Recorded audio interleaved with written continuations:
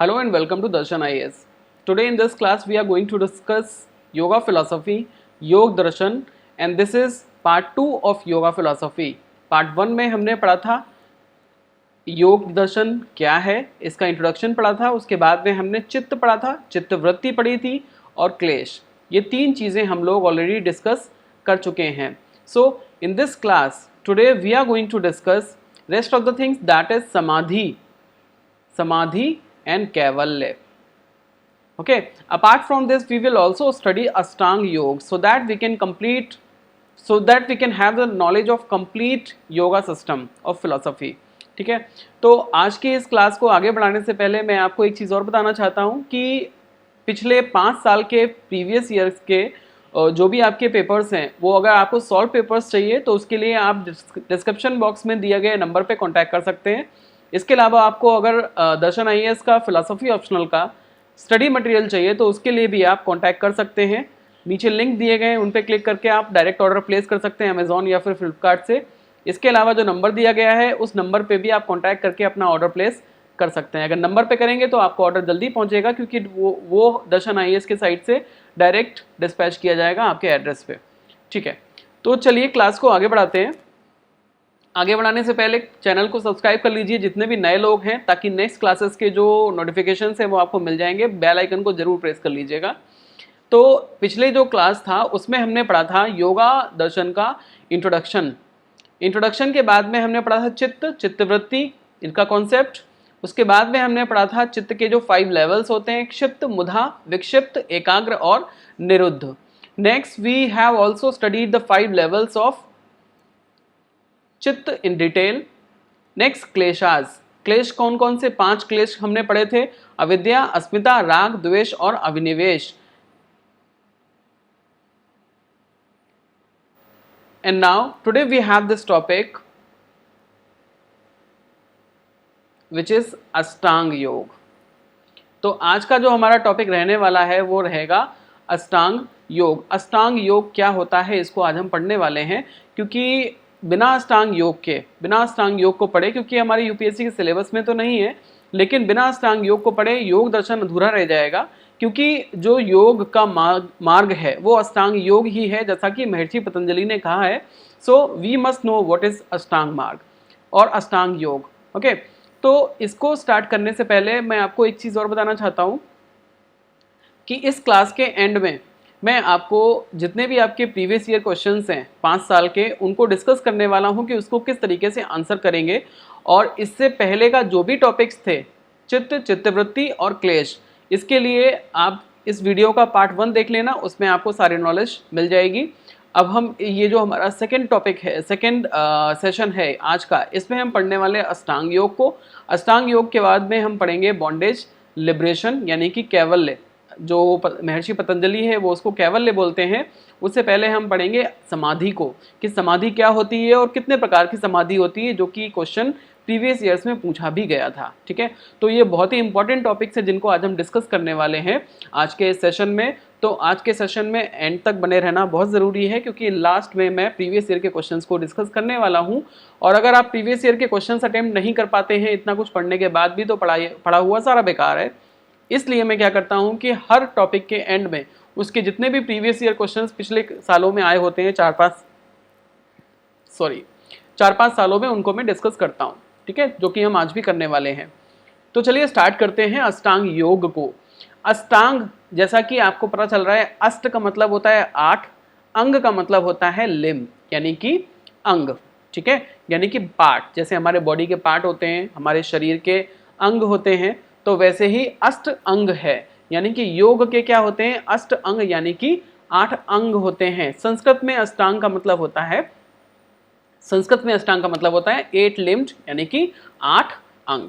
ठीक है, अब जो अष्टांग योग है जो कि 8 अंगों की बात करता है, ये ऐसे मार्ग की बात करता है. ये ऐसा एक अष्टांग मार्ग है जो किसकी तरफ जाता है? जो कि योग के स्टेट यानी कि योग की अवस्था की तरफ जाता है, जो कि आपको योग की ओर ले जाता है कि योग क्या है. ठीक है, योग को आप कैसे प्राप्त कर सकते हैं, आप योगी कैसे बन सकते हैं. योगी बनने के लिए आपको अष्टांग मार्ग अपनाना पड़ेगा, यानी कि अष्टांग योग का सहारा लेना पड़ेगा, जिसको हम जो योग है, जो योग की जो आखिरी अवस्था है वो क्या है, वो है समाधि।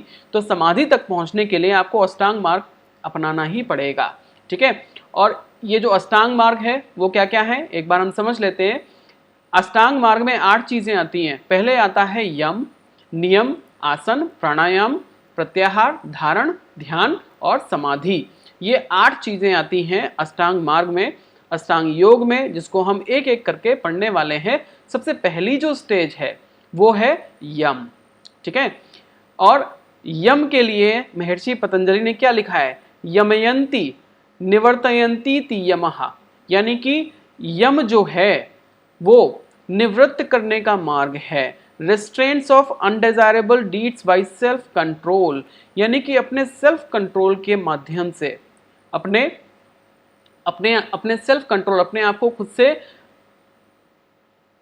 अपने ऊपर पाबंदी लगाकर, अपने ऊपर कंट्रोल करके आप जो भी अनडिजायरेबल डीड्स होती हैं, जितनी भी अवांछित जो भी कार्य होते हैं, उन पर रोक लगाना, उसको रिस्ट्रेन करना, क्या कहलाता है, यम कहलाता है। यानी कि उन पे कंट्रोल करना, यानी कि जितनी भी आपकी बुराइयां हैं उन सभी बुराइयों पर अंकुश लगाने को हम क्या कहते हैं, यम कहते हैं। और वो बुराइयां कौन कौन सी हैं और उन पे हम कैसे अंकुश लगाते हैं, ये हमारा जो है पहला स्टेप है किसका, अष्टांग मार्ग का।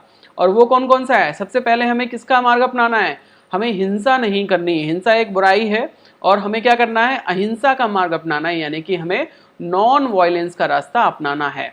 नेक्स्ट है सत्य, हमें असत्य नहीं बोलना है, हमें सत्य यानी कि ट्रुथफुलनेस, सत्य का मार्ग अपनाना है। नेक्स्ट अस्तेय, अस्तेय का मतलब होता है हमें किसी की कोई चीज चुरानी नहीं है, हमें चोरी से बचना चाहिए। और झूठ भी चोरी में ही आता है, ठीक है, क्योंकि आपने चोरी किसकी की, आपने भाव की चोरी की है, जो कि आपने प्रदर्शित नहीं किया है। नेक्स्ट है ब्रह्मचर्य, ब्रह्मचर्य का मतलब होता है कंजर्वेशन ऑफ वाइटल एनर्जी, जो कि आपकी एनर्जी है उसको कंजर्व करना, ताकि आप उसको ईश्वर प्राणिधान में लगा सके, ठीक है। नेक्स्ट है अपरिग्रह, अपरिग्रह का मतलब होता है नॉन होर्डिंग, यानी कि जिस चीज की आपको आवश्यकता नहीं है उसका संग्रह नहीं करना। What ever you do not need you should not collect it, ठीक है, आपको उसको स्टोरेज नहीं करके रखना है। अगर आपको महीने में 10,000 रुपए की जरूरत है तो आपके पास 10,000 रुपए ही होने चाहिए।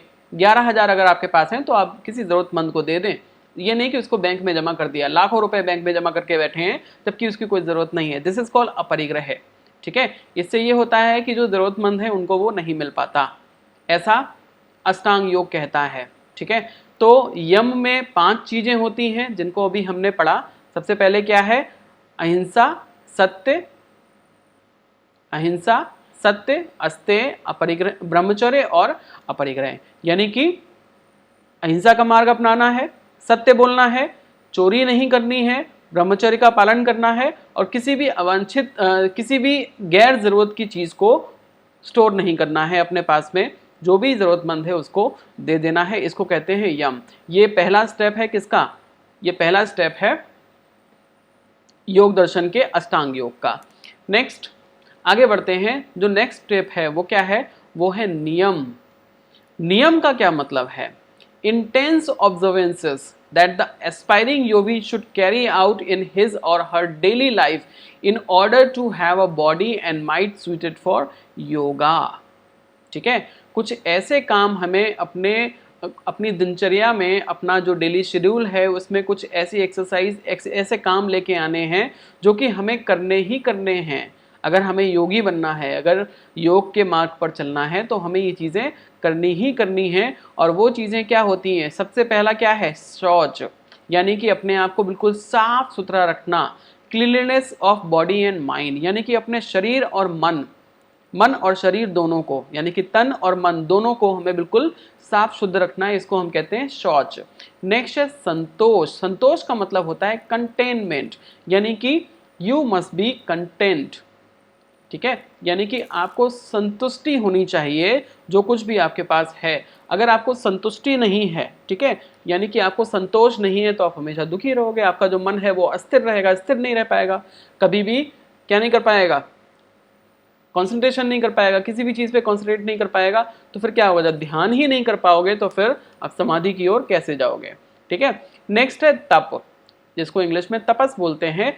तप का मतलब होता है डिसिप्लिन, आपको डिसिप्लिन में रहना है, आपको अपना एक दिनचर्या जो आप डिसाइड करते हैं कि मुझे शौच, संतोष, तप, स्वाध्याय और ईश्वर प्राणिधान करना है, ये सब क्या है, ये एक डिसिप्लिन में रहना चाहिए। ये नहीं कि जैसे कि हम होते हैं ना कि नया नया जिम ज्वाइन करते हैं, उसके बाद में 2 दिन तो चले गए, कहते हैं कि यार बहुत हो गया, एक काम करते हैं 1 दिन का रेस्ट कर लेते हैं, 1 दिन में कौन सा हम बहुत बड़े बॉडी बिल्डर बन जाएंगे। ऐसे हम पढ़ाई करने के लिए बैठते हैं तो क्या होता है कि कभी कभी हमारा पढ़ने का मन नहीं होता है और हम दूसरे कामों में लग जाते हैं और कहते हैं कि 1 दिन में कौन सा कलेक्टर बन जाएंगे, है ना, 1 दिन में कौन सा कलेक्टर बन जाएंगे। लेकिन कई बार ऐसा होता है कि जब आप एग्जाम देने बैठते हैं तब आपको पता चलता है कि उस दिन मैंने जो चीज़ मिस की थी, उस दिन क्लास में मैंने जो मिस किया था वही एग्जाम में आ गया, और अगर वही पढ़ लेते आज कलेक्टर बन जाते, है ना। तो ये सब क्या है, ये सब इनडिसिप्लिन का नतीजा होता है कि आपको अपने आप को डिसिप्लिन में रखना है। आपने जो अपना शेड्यूल बनाया है उसको फॉलो करना ही करना है, ठीक है। नेक्स्ट है स्वाध्याय। स्वाध्याय का मतलब होता है सेल्फ स्टडी। आपको दुनिया का कोई भी टीचर पढ़ा ले, लेकिन जो आपका सेल्फ स्टडी जो है उसका कोई तोड़ नहीं है, ठीक है। आप खुद से जो पढ़ते हैं वो सबसे अच्छी स्टडी होती है। The best study is self study, ठीक है। आत्मदीपो भव, ठीक है। अपने खुद के दीप बनो, स्वयं का प्रकाश खुद बनो, स्वयं को खुद से ही प्रकाशवान करो। अगर आपका मन तैयार नहीं है पढ़ने के लिए तो दुनिया का कोई भी टीचर आपको पढ़ा नहीं सकता। इसलिए आपको क्या करना है, आपको खुद से मोटिवेट रहना है, अंदर से स्वयं प्रकाशित होना है कि मुझे पढ़ना है, ठीक है। नेक्स्ट है ईश्वर प्राणिधान। ईश्वर प्राणिधान, जिसको हम कहते हैं सरेंडर टू द डिवाइन, यानी कि हमें स्वयं को ईश्वर के प्रति सरेंडर कर देना है। हमें क्या करना है, उसके प्रति स्वयं को समर्पित कर देना है। सांख्य दर्शन को निरीश्वर सांख्य कहते हैं, क्योंकि सांख्य दर्शन जो है वो ईश्वर को नहीं मानता, लेकिन योग दर्शन को शेश्वर सांख्य कहते हैं, क्योंकि ये ईश्वर को मानता है। इसीलिए ये कहता है कि आपको खुद को क्या करना है, आपको ईश्वर के प्रति स्वयं को सरेंडर यानी कि समर्पित करना है। इसीलिए इसको हम शेश्वर सांख्य भी कहते हैं, जैसा कि मैंने आपको प्रीवियस सेशन में बताया था। नेक्स्ट है आसन। अगला है आसन। आसन का मतलब क्या होता है, जब भी आप ध्यान करने के लिए बैठेंगे तो आप बैठेंगे कैसे।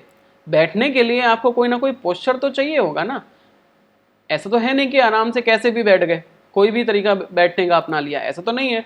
अब क्योंकि अगर हमने डिसिप्लिन की बात की है, इसका मतलब ये है कि बैठने का भी कोई डिसिप्लिन होगा, जिससे कि हम क्या कर सकें, प्राणायाम कर सकें, प्रत्याहार कर सकें, धारण कर सकें, ध्यान कर सकें और समाधि की मुद्रा में बैठ सकें, ठीक है। तो उसके लिए हमें क्या करना पड़ेगा।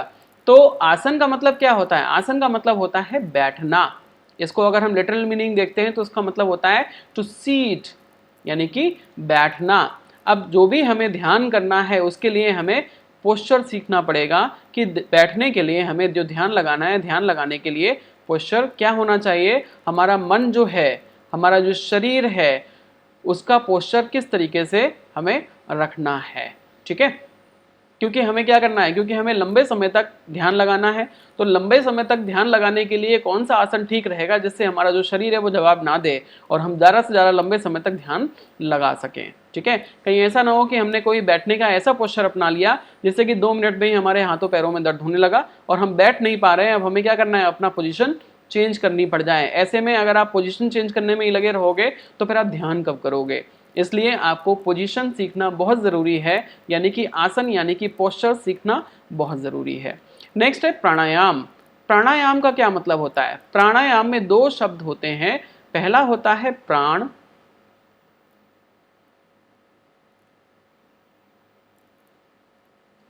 दूसरा होता है यम। यम का मतलब हमने क्या सीखा था, सेल्फ कंट्रोल, ठीक है। तो यम का मतलब हमने क्या सीखा था कि रेस्ट्रेंट, यानी कि हमें कंट्रोल करना सीखना है। और प्राण का मतलब क्या है, लाइफ, ब्रीथ, फोर्स, लाइफ का जो फोर्स है, वाइटल एनर्जी, ये सारी चीजें क्या हैं, ये सब है प्राण, ठीक है। प्राण प्लस यम तो क्या बनता है, प्राणायाम बनता है। अब प्राणायाम में हम क्या करते हैं, हम अपनी ब्रीथ को कंट्रोल करते हैं, यानी कि हम अपनी जो श्वास है उसको कंट्रोल करते हैं कि कितनी देर तक हम अपनी श्वास को रोक सकते हैं, जिससे कि हमारी जो ब्रीदिंग पावर है वो बढ़ती है, यानी कि हमारा जो प्राण है उसकी शक्ति बढ़ती है।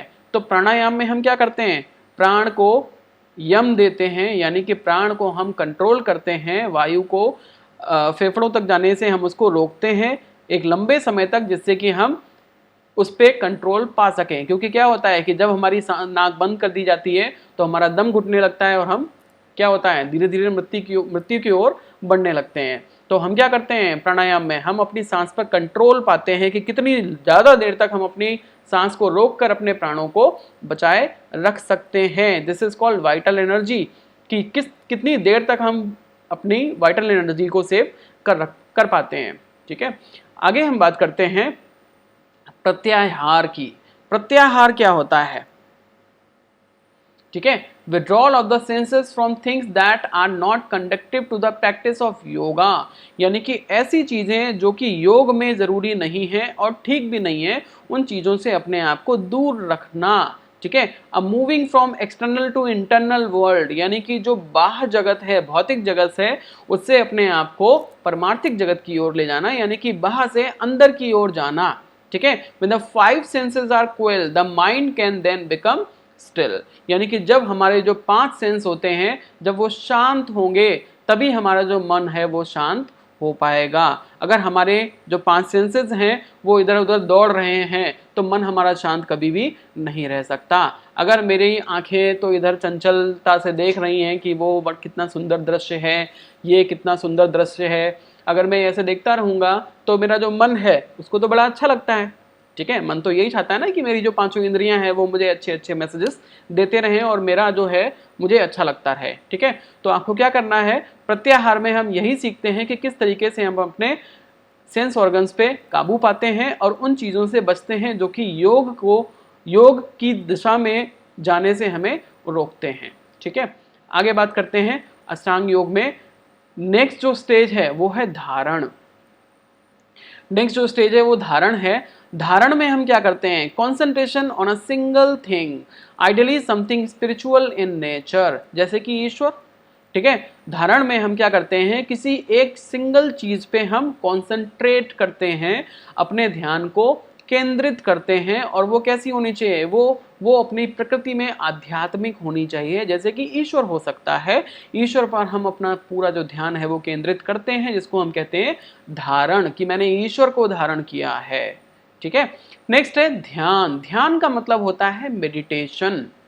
ठीक है, इसमें क्या होता है, uninterrupted flowing concentration in which the meditator begins to merge with the object of meditation, यानी कि जिस भी वस्तु का आप ध्यान करना चाहते हैं, जो ध्याता है यानी कि जो मेडिटेटर है, जो भी व्यक्ति है जो ध्यान करने के लिए बैठा है, यानी कि जो कॉन्सेंट्रेट करने के लिए बैठा है, वो लगातार अपना ध्यान उसी पे बनाए रखता है, इसको हम कहते हैं ध्यान। नेक्स्ट है समाधि। सबसे 8वां जो है वो समाधि है। और जब मैंने योगा स्टार्ट किया था पिछले वाले सेशन में योग दर्शन पढ़ाना, तब मैंने आपको बताया था कि महर्षि पतंजलि कहते हैं कि योगः समाधि, यानी कि योग ही समाधि है। क्योंकि अष्टांग मार्ग जो है, जो अष्टांग योग है, उसमें जो 8वां चरण है वो योग का है, वो समाधि का है। तो इसका मतलब ये है कि जब आप समाधि पे पहुंच गए, इसका मतलब आप योगी बन गए, योग आपने अपना लिया है। ठीक है, a super conscious trance in which the mind merges fully with the becomes one which the object of meditation, यानी कि यहाँ पे धारण, यहाँ पे ध्याता और ध्यान करने वाली जो ध्येय है, जिसके बारे में आप ध्यान करते हैं, दोनों का जब अंतर खत्म हो जाता है तो उसको हम कहते हैं समाधि। लेकिन ध्यान में और समाधि में क्या अंतर होता है, ध्यान भी तो हम कॉन्सेंट्रेट करते हैं, समाधि में भी कॉन्सेंट्रेट करते हैं, लेकिन दोनों में अंतर ये होता है कि ध्यान में जो ध्याता है और जो ध्येय है, दोनों में अंतर बना रहता है। ठीक है, फॉर एग्जाम्पल जो ध्याता है, मैं हूं, मैं अगर आंखें बंद करके अपना कॉन्सेंट्रेशन कर रहा हूं किस पे, अपनी जो भी मैंने आज पढ़ा था उसके ऊपर, तो मैं ये जानता हूं कि मैं कौन हूं, मैं अपने आप में, मेरा जो सेल्फ है, मेरी जो ईगो है, वो हमेशा उससे क्या रहेगी, सेपरेट रहेगी, जिसका भी मैं ध्यान कर रहा हूं। लेकिन जब मैं समाधि की तरफ पहुंचूंगा तो वो उसका नेक्स्ट लेवल है, वहाँ पे मैं अपने आप को भूल जाऊंगा, मैं अपने आप को पूरी तरीके से सरेंडर कर दूंगा उसमें जिसके लिए मैं ध्यान कर रहा हूँ।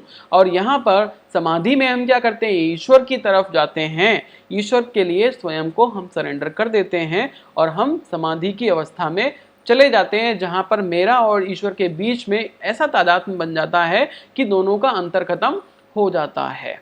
मुझे अपना ध्यान नहीं रहता, यानी कि मेरे अहंकार का अंत हो जाता है, जिस अहंकार की उत्पत्ति मेरे पुरुष को ने तब की थी जब उसका प्रकृति से मिलन हुआ था।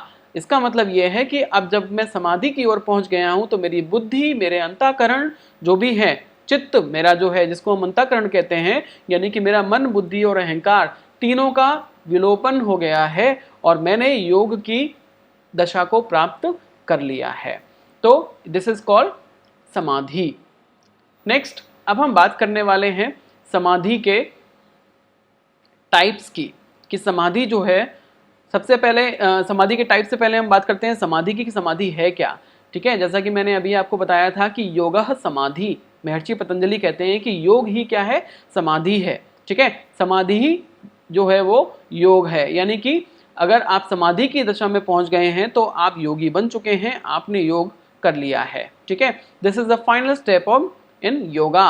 Here the mind is completely absorb with the object of meditation. यहाँ पे जो आपका मन है वो पूरी तरीके से जिस भी वस्तु पर आप कॉन्सेंट्रेट करते हैं उसमें पूरी तरीके से आपका मन जो है वो ऑब्जर्व हो जाता है, एब्जॉर्ब हो जाता है। नेक्स्ट, इन ध्यान the act of meditation and the object of meditation remain separate. जैसा कि मैंने आपको अभी बताया था कि ध्यान में क्या होता है कि जो मेडिटेशन है, द एक्ट ऑफ मेडिटेशन और ऑब्जेक्ट ऑफ मेडिटेशन, यानी कि ध्यान और ध्येय दोनों के बीच में जो अंतर है वो बना रहता है, दोनों अलग अलग रहते हैं, but here they become one. लेकिन यहाँ पे क्या होता है, जो अंतर है वो खत्म हो जाता है, दोनों एक बन जाते हैं।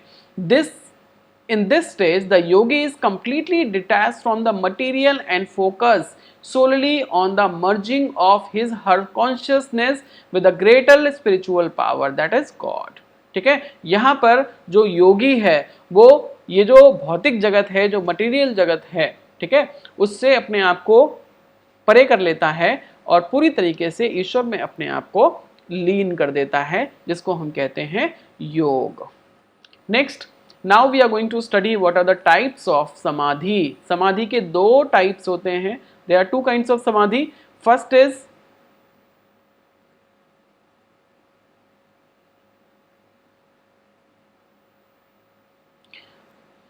is conscious और संप्रज्ञात और सबीज समाधि।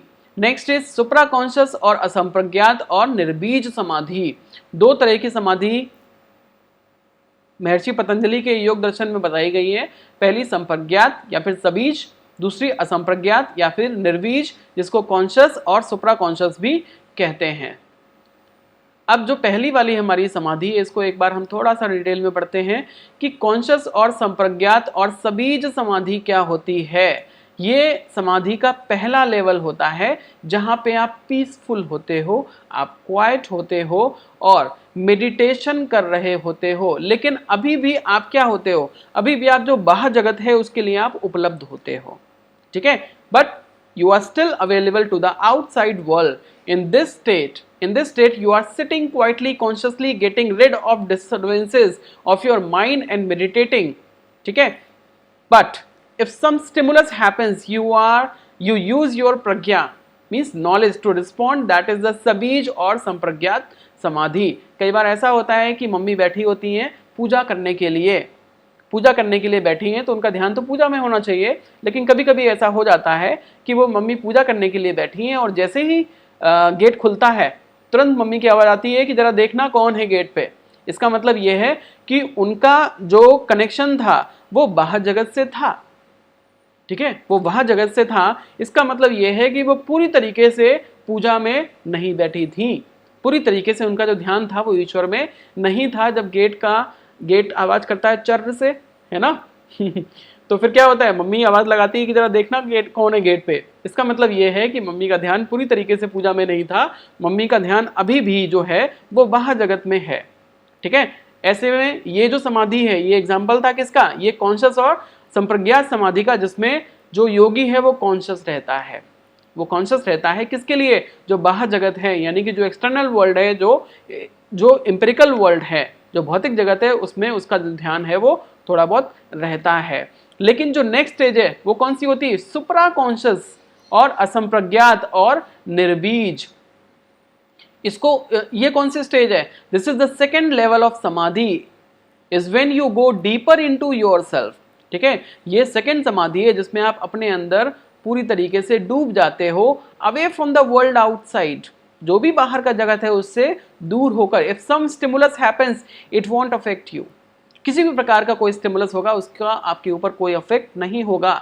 जैसा कि आपने देखा होगा देवों के देव महादेव में जब भगवान शिव समाधि में लीन होते हैं तो बाहर से क्या चल रहा है, कौन क्या कर रहा है, उनको कोई मतलब नहीं होता, उनको पता ही नहीं चलता कि क्या चल रहा है। क्यों? क्योंकि वो सुप्रा कॉन्शियस स्टेज पे होते हैं। समाधि की जो सुप्रा कॉन्शियस स्टेज है, असंप्रज्ञात समाधि, निर्वीज समाधि है, वहां पर उस स्टेज पे वो होते हैं। फिर बहुत सारे यत्न करके, बहुत सारे एक्सटर्नल उनको स्टिमुलस देके फिर उनको जैसे तैसे जो है वो समाधि से बाहर बुलाया जाता है।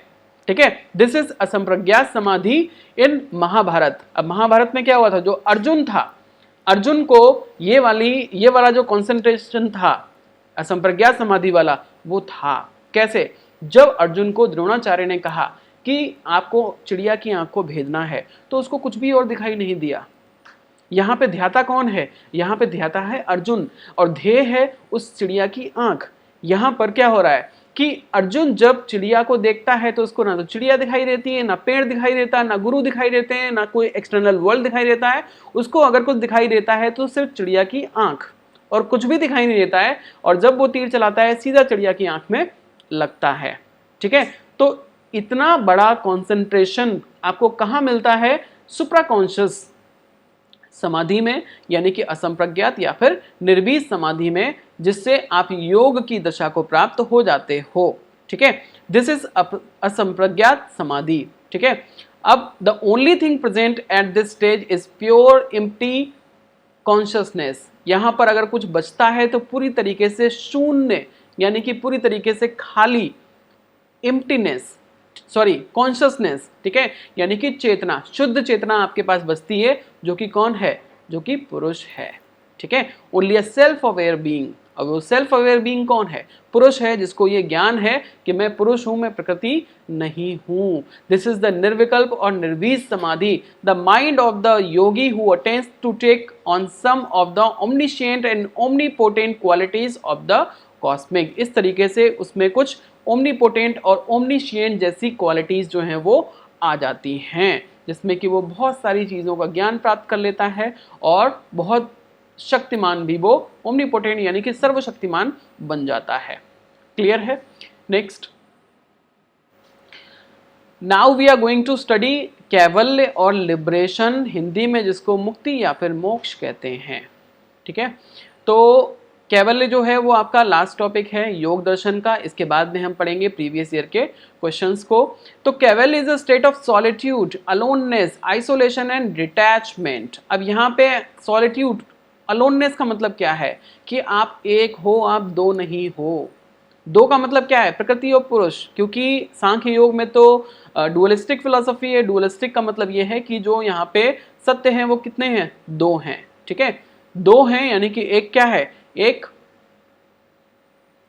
प्रकृति है और दूसरा पुरुष है। लेकिन जब आप ये जान जाते हो कि आप पुरुष हो, आप प्रकृति नहीं हो, तो वो कौन सी स्टेट होती है, वो सॉलिट्यूड की, अलोननेस की, आइसोलेशन की, डिटैचमेंट की, जिसमें पुरुष जो है वो प्रकृति से डिटैच महसूस करता है। Next, the world is derived from the Sanskrit केवल वर्ड अलोन और आइसोलेटेड। ठीक है, कैवल्य का मतलब क्या होता है, कैवल्य जो वर्ड है वो केवल से बना है। केवल जो है वो संस्कृत का वर्ड है जिसका मतलब होता है अलोन, यानी कि एक। ठीक है, दिस इज सेपरेशन ऑफ पुरुष, सेल्फ और सोल फ्रॉम प्रकृति। यहाँ पर जो पुरुष है वो प्रकृति से अलग होता है। The state of kaivalya is the main goal of Rajyoga, क्योंकि हमारा जो योग दर्शन है इसको हम राजयोग भी कहते हैं। और इस तरीके से जो इंडिपेंडेंट, जो ये क्या है, ये जो ऐसी दशा है जो कि क्या है, डिटैचमेंट की दशा है। इस डिटैचमेंट में आपको क्या मिलता है, आपको इंडिपेंडेंस मिलती है, किससे, रिलेशनशिप से, इगोइज्म से, अट्रैक्शन से, अवर्जन से, the cycle of death and birth से, यानी कि जन्म मरण का जो चक्र है इससे भी आपको मुक्ति मिलती है। One can achieve this state by performing austerities, yoga practice and discipline. और इस तरीके का जो स्टेट है इस तक पहुंचने के लिए हमें क्या करना पड़ता है, हमें ऑस्टेरिटी, हमें क्या करना पड़ता है, हमें तप करना पड़ता है, तपस्या करनी पड़ती है, योग करना पड़ता है और हमें डिसिप्लिन में रहना पड़ता है, जैसा कि हमने नियम में पढ़ा था। This is the final stage of enlightenment that a Yogi can reach, also called मोक्ष और निर्वाण। और योगी के लिए सबसे फाइनल जो स्टेज है पहुंचने की, वो यही स्टेज है जहां पर योगी जो है वो मोक्ष या फिर निर्वाण की प्राप्ति करता है, मोक्ष या फिर निर्वाण की प्राप्ति करता है, जिसको हम योगी कहते हैं। आगे हम बात करते हैं कि one who achieves this state is called kaivalin. Kaivalin का मतलब जिसको कैवल्य की प्राप्ति हो गई है, जिसको पता चल चुका है कि मैं केवल पुरुष हूं, मैं प्रकृति नहीं हूं, ऐसे व्यक्ति को हम कौन बोलते हैं, ऐसे व्यक्ति को हम कैवल्ली बोलते हैं, ठीक है, इंग्लिश में जिसको कैवलिन बोलते हैं। नेक्स्ट, अब हम बात करने वाले हैं इस सेशन की सबसे इंटरेस्टिंग, सबसे इंपॉर्टेंट चीज की, और वो क्या है, प्रीवियस ईयर के क्वेश्चंस। सबसे पहले हम बात करते हैं 2021 में जो 20 नंबर का क्वेश्चन आया है, explain with reference to yoga philosophy the nature of kleshas, how does the removal of these lead to kaivalya. ठीक है, तो इसमें हम क्या करने वाले हैं, इसमें इसकी जो अप्रोच है, इसमें हम क्लेश का जो 5 क्लेश हमने बताए थे, इसमें उन 5 क्लेश का जो नेचर है उसको हम बताएंगे। नेचर का मतलब है आपको क्लेशास के सीधा सिंपल सा आपको कॉन्सेप्ट बताना है कि क्लेश क्या होते हैं, ठीक है, और किस तरीके के क्लेश, किस तरह से हम क्लेश जो हैं इनको रिमूव कर सकते हैं, और इस तरीके के जो क्लेश हैं इनको रिमूव करके हम किस तरीके से कैवल्य की प्राप्ति करते हैं। तो पिछले जो आपका सेशन था उसमें मैंने आपको क्लेश पढ़ाए थे, और क्लेश में हमने क्या पढ़ा था, क्लेश में हमने पढ़े थे कि जो संस्कृत वर्ड क्लेश है उसका मतलब क्या होता है, पॉइजन और अफ्लिक्शन। पॉइजन और अफ्लिक्शन होता है क्लेश का मतलब, यानी कि कोई भी ऐसी नेगेटिव चीज आपकी लाइफ में जो कि आपको नेगेटिविटी देती है, आपका ध्यान भंग करती है, आपको कंसंट्रेट नहीं करने देती, उसको हम क्लेश कहते हैं। और ये 5 तरह के होते हैं, अविद्या, अस्मिता, राग, द्वेष और अभिनिवेश। यही आपको 5 क्लेश जो हैं वो पूरे डिटेल में समझाने हैं, जैसा कि मैंने आपको पिछले सेशन में समझाया था, ठीक है। और इसको ओवरकम कैसे कर सकते हैं वो भी मैंने आपको यहाँ पे बताया था कि the first stage of working with kleshas is to simply acknowledge them. पहला स्टेज क्या है कि आपको सिर्फ सिंपली समझना है कि क्लेश होते क्या हैं, ठीक है। उसके बाद में आपको क्या करना है, उसकी जब आपको अंडरस्टैंडिंग हो जाएगी तो आप क्या करोगे, क्लेश को समझ जाओगे। क्लेश को समझ जाओगे तो क्लेश का जो रीजन है उसको भी समझ जाओगे। जब रीजन को समझ जाओगे तो वो रीजन आप दोबारा आकर होने नहीं दोगे। इस तरीके से आपकी जो अवेयरनेस है क्लेश के लिए, वो अवेयरनेस ही आपको क्लेश से दूर ले जाएगी, जिससे कि आपकी लाइफ की जितनी भी सफरिंग्स हैं वो दूर हो जाएंगी। और लाइफ की सफरिंग्स दूर हो गई यानी कि फिर आपको क्या होगा, फिर आपको एनलाइटमेंट मिल जाएगा, यानी कि आपको फिर ज्ञान मिल जाएगा कि मेरा जो पुरुष है वो प्रकृति से भिन्न है, और ये जितने भी क्लेश हैं ये सारी प्रकृति के क्लेश हैं। तो इसी तरीके से आप फिर किसकी दिशा में पहुंचोगे, कैवल्य की दिशा में पहुंचोगे, यानी कि लिबरेशन की दिशा में पहुंचोगे। इस तरह से आपको इस क्वेश्चन का आंसर देना है। नेक्स्ट क्वेश्चन जो है आपका,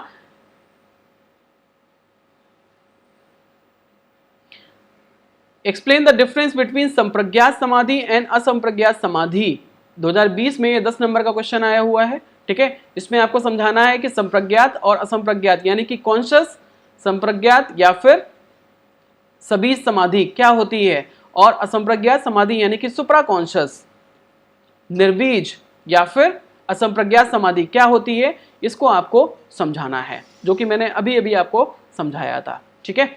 आराम से कर सकते हैं आप। नेक्स्ट थर्ड क्वेश्चन आपका ये आया था 2019 में 15 नंबर का, how would yoga philosophy comprehend the chitta levels of a scientist, a god realised devotee and a self realised yogi, justify your answer, ठीक है। यानी कि आपको यहाँ क्या करना है कि योग फिलॉसफी, योग दर्शन किस तरीके से चित्त के लेवल्स को डिफाइन करता है। एक साइंटिस्ट के चित्त के लेवल्स क्या होंगे, एक गॉड रियलाइज्ड डिवोटी के चित्त का लेवल क्या होगा, और जो सेल्फ रियलाइज योगी है उसके चित्त का लेवल क्या होगा, इसको वो क्या करते हैं, इसको योग दर्शन किस तरीके से बताता है। तो यहाँ पे देखिए जो हमने पढ़े थे चित्त के लेवल्स, 5 चित्त के लेवल्स पढ़े थे, और पिछले वाले सेशन में मैंने आपको इसका आंसर दिया भी था। ठीक है, तो एक बार पहले हम देख लेते हैं कि चित्त के 5 लेवल कौन कौन से हैं।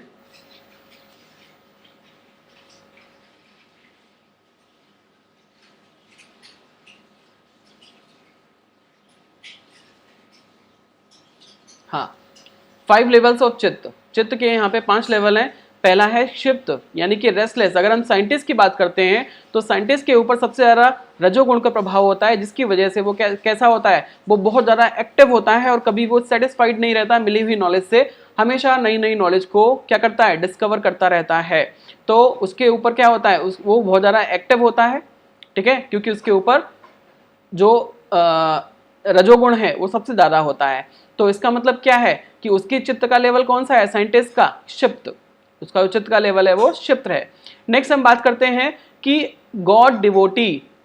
ठीक है, गॉड जो डिवोटी है, ईश्वर का जो डिवोटी है, वो कौन से लेवल पे है, वो एकाग्र और कॉन्सेंट्रेटेड लेवल पे है, क्योंकि वो ईश्वर के लिए एकाग्रता रखता है, ईश्वर में ध्यान अपना लगा सकता है। अब ध्यान की जो अवस्था होती है वो कौन सी है, एकाग्रता की अवस्था है। ठीक है, नेक्स्ट है निरुद्धा और रिस्ट्रिक्टेड। यहाँ पे क्या होता है कि सभी प्रकार के जो अफ्लिक्शंस होते हैं, जितनी भी प्रॉब्लम्स होती हैं, जितनी भी नेगेटिविटी होती हैं, उन सभी चीज़ों को निरुद्ध हो जाती, वो सब कुछ निरुद्ध हो जाता है। चित्त की जितनी भी वृत्तियाँ होती हैं वो सब निरुद्ध हो जाती हैं। तो इसमें क्या होता है, ये कौन सा लेवल होता है, ये 5वां लेवल होता है। और जो योगी है उसका यही लेवल होता है, सेल्फ रियलाइज जो योगी है उसका कौन सा लेवल होता है चित्त का, उसका निरुद्ध वाला लेवल होता है। ठीक है, तो इस तरीके से आप इस क्वेश्चन का आंसर दे देंगे।